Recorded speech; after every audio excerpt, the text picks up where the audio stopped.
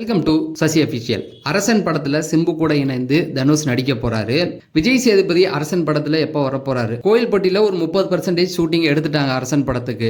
அதெல்லாம் வேணான்னு வெற்றிமாறன் தூக்கி போட்டாராம். அதுக்கப்புறம் அரசன் படத்துல இப்ப புதுசா நிறைய பேர் நடிக்க போறாங்க. அரசன் படம் சார்ந்த எல்லா அப்டேட்டையும் தான் இந்த வீடியோல உங்களுக்கு கொடுக்க போறேன். நீங்க இன்னும் நம்ம சேனலை சப்ஸ்கிரைப் பண்ணா சப்ஸ்கிரைப் பண்ணிட்டு வீடியோவை லைக் பண்ணிருங்க. முதல் படப்பிடிப்பு அரசன் பொறுத்த வரைக்கும் இந்த படத்துல சிம்பு 3 கெட்டப்ல வராரு. அதுல ஒண்ணு வயசான தோற்றம். அப்படத்துல 2 கெட்டப் ரிவீல் பண்ணிருப்பாங்க. ஒன்று இளம் வயதை காட்டியிருப்பாங்க. இன்னொரு பக்கம் பார்த்தீங்கன்னா ஒரு நடுத்தர இளைஞன் இன்னொரு கெட்டப் இருக்குது. இப்போ என்ன பேச்சு போயிட்டு இருக்குன்னா அரசன் படப்பிடிப்பை ரத்து பண்ணிட்டாங்க, அந்த படம் வராது அப்படிங்கிற மாதிரி சொன்னாங்க. விஜய் சேதுபதியும் வெளியேறிட்டார் அப்படின்னு. அதெல்லாம் ஒன்றும் காரணம் இல்லை.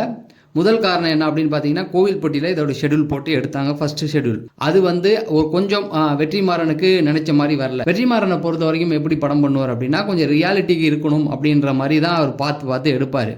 கோயில்பட்டியில் போட்ட செட்டில் அவருக்கு ஒரு திருப்தி கிடையாது. ரெண்டாவது ஷூட்டிங் அவங்க நினச்ச மாதிரி பண்ண முடியல. ஆடியன்ஸ் நிறைய டிஸ்டர்ப் பண்ணிகிட்டு இருந்திருக்காங்க. அதனால் வெற்றிமாறன் என்ன பண்ணியிருக்காரு அப்படின்னு பார்த்தீங்கன்னா எல்லா இதையுமே வேணாம், விட்டுட்டு நம்ம செட்டு போட்டு எடுக்கலாம் அப்படின்னு ஒரு முடிவு எடுத்துட்டாரு. அதுக்கு ரொம்ப செலவாகும் அப்படிங்கிறதுக்காக தான் இவ்வளோ நாள் அரசன் படத்துடைய படப்பிடிப்பு நடக்காமல் இருந்தது. இந்த இடைவெளியில் தான் சிம்பு ஃபாரின் போயிருந்தார். இந்த கேப்பில் தான் விஜய் சேதுபதி இதில் நடிக்க மாட்டார் அப்படிங்கிற மாதிரிலாம் சொல்லிட்டு இருந்தாங்க. அது ஒன்றுமே கிடையாது. வர 16ஆம் தேதி அந்த படத்தோடைய ஷூட்டிங்கை தொடங்க போகிறாங்க. அப்படின்னா தரமணியில் அதுக்கான செட்டு போட்டாங்க. அதாவது ஃபர்ஸ்ட்லேருந்து எடுக்க போகிறாங்க அப்படிங்கிறது தான். அரசன் படத்தில் தனுஷ் நடிப்பாரா அப்படின்ற கேள்விக்கு அரசன் வடசென்னை 2 படத்தையும் ஒப்பிட்டு பார்த்தாவே உங்களுக்கு புரிஞ்சிடும். அரசன் வடசென்னை ரெண்டுமே நடக்கிற கதைக்களம் எங்கே அப்படின்னு பார்த்தீங்கன்னா வடசென்னை, அதை மையமாக வச்சு தான் எடுக்கிறாங்க. ரெண்டாவது இந்த படம் எப்போது எந்தெந்த காலகட்டங்களில் ட்ராவல் ஆகுது அப்படின்னு பார்க்கும்போது பல காலகட்டங்களில் இந்த படங்கள் ரெண்டுமே ட்ராவல் ஆகுது. மெயினான காலகட்டம் அப்படின்னு பார்த்தீங்கன்னா அரசன் படத்தில் கோர்ட்டில் சிம்பு சொல்லுவார், அதாவது இந்த மர்டரை நீங்கள் தான் பண்ணீங்களா அப்படின்னு சொல்லி கேட்கும்போது அந்த படம் அந்த சம்பவம் நடக்கும் பொழுது நான் கேப்டன் பிரபாகரன் படம் பார்க்க போயிருந்தேன் அப்படின்னு சொல்லுவார். கிட்டத்தட்ட 1990-92 இந்த காலகட்டம். இதே வடசென்னையில் பார்த்தீங்க அப்படின்னா தனுஷ் கடையிலலாம் போய் அந்த ஏரியாவே கொள்ளையடிக்கும். எப்போனா ராஜீவ்காந்தி அவர்கள் இறந்த அந்த டைம். கிட்டத்தட்ட 90-93 இந்த காலகட்டங்களில் நடந்த ஒரு சம்பவம் தான். அப்போ வடசென்னையில் பார்த்தீங்கன்னா தனுஷ் அவர்களுடைய வயசு பார்த்தீங்கன்னா இளம் வயசாக இருக்கும்.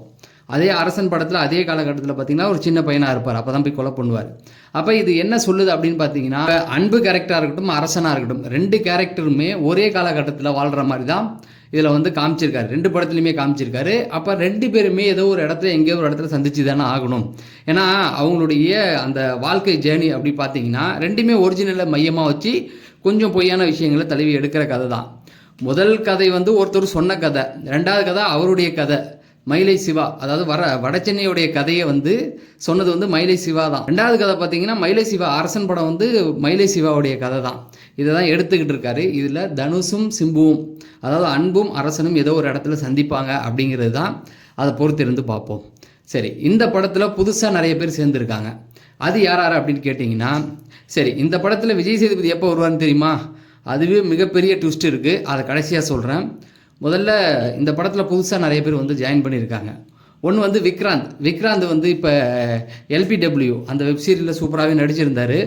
அவர் அரசன் படத்தில் இணைகிறதா ஒரு செய்தி வந்திருக்கு. 2BH படம் பார்த்துருப்பீங்க. அதில் சித்தார்த்துக்கு ஜோடியாக ஒருத்தவங்க நடிச்சிருப்பாங்கல்ல, அவங்களும் இந்த படத்தில் இப்போ இணைகிறாங்களாம். அடுத்தது பார்த்தீங்கன்னா இந்த படத்தில் நம்ம விஜய் சேதுபதி எப்போ வராரு? முதல்ல விஜய் சேதுபதி இந்த படத்தை விட்டு விலகிட்டார் அப்படின்ற மாதிரி சொன்னாங்க.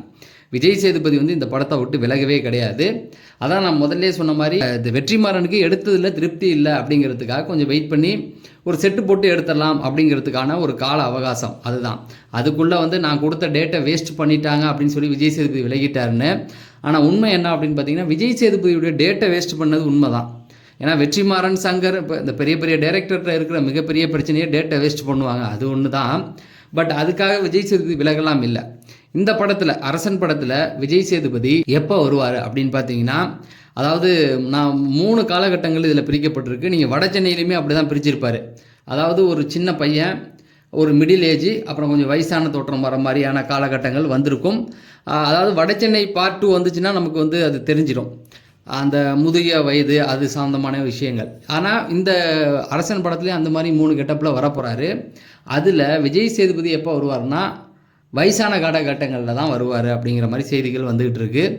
ஸோ அதாவது நிறைய பேர் ஒவ்வொரு விஷயங்கள் சொல்கிறாங்க. ஒரு சிலர் என்ன சொல்கிறாங்க அப்படின்னா அந்த வயசான காலகட்டம் அப்படின்னும் பொழுது இவருக்கு சிம்புவுக்கு எதிராக நிற்கிறவர் அப்படிங்கிற மாதிரி சிம்புவை கடைசியாக, ஏன்னா இந்த கதையோடைய மயிலை சிவாவுடைய கதை எல்லாருக்குமே தெரியுமே, கடைசியில் என்ன டெத்து கிளைமேக்ஸ் தான். போட்டது யார் அப்படிங்கிற அந்த அவர் சம்பவம் பண்ணுற அந்த சம்பவக்காரனா விஜய் சேதுபதி வருவாரா இல்லை ஃப்ரெண்டாக வருவாரா அப்படிங்கிறதெல்லாம் தெரியாது.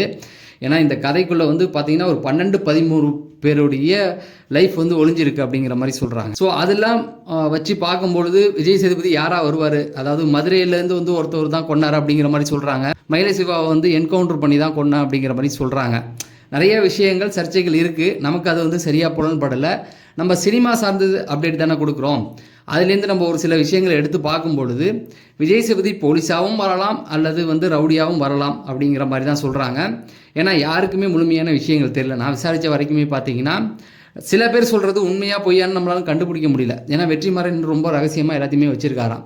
இதுதான் வந்து இப்போக்கி போயிட்டுருக்கு. தொடர்ந்து சினிமா சார்ந்த அப்டேட்டுகள் தெரிஞ்சுக்கணும்னா நம்ம சேனலை சப்ஸ்கிரைப் பண்ணிட்டு வீடியோ லைக் பண்ணுங்கள்.